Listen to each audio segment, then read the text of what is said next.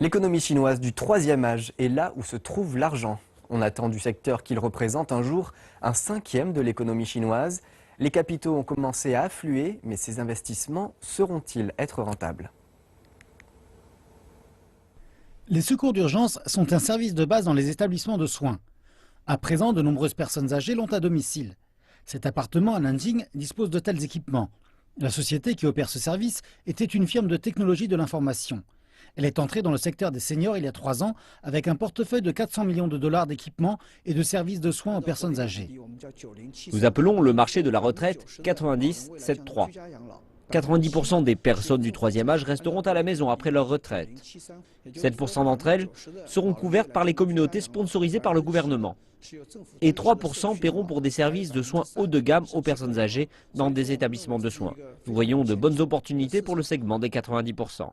Pendant ce temps, les compagnies d'assurance aux poches bien profondes reluquent le marché des 3%. Ce secteur cible les personnes aisées.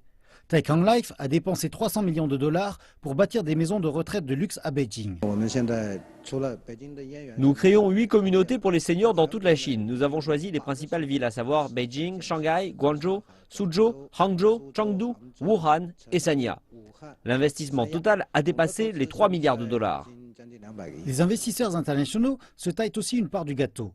IDG, Sequoia et plusieurs fonds chinois se sont associés pour investir 1 milliard de dollars dans un centre de soins pour personnes âgées dans l'est de la Chine. Les données du secteur montrent que 30 milliards de dollars de capitaux ont été investis dans l'économie des seniors depuis 2013. Mais le retour sur investissement ne justifie pas encore l'enthousiasme. Cependant, les investisseurs demeurent confiants.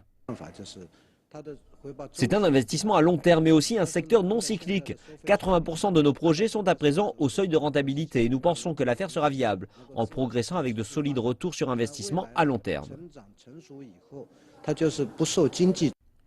Le temps est compté pour que les décideurs politiques chinois affermissent leur support au secteur de l'économie des seniors du pays.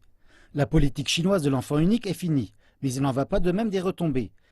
Et ceci parce qu'alors même que la Chine fait face au problème du vieillissement de sa population, le déficit national des retraites du pays représente d'ores et déjà 30% du PIB.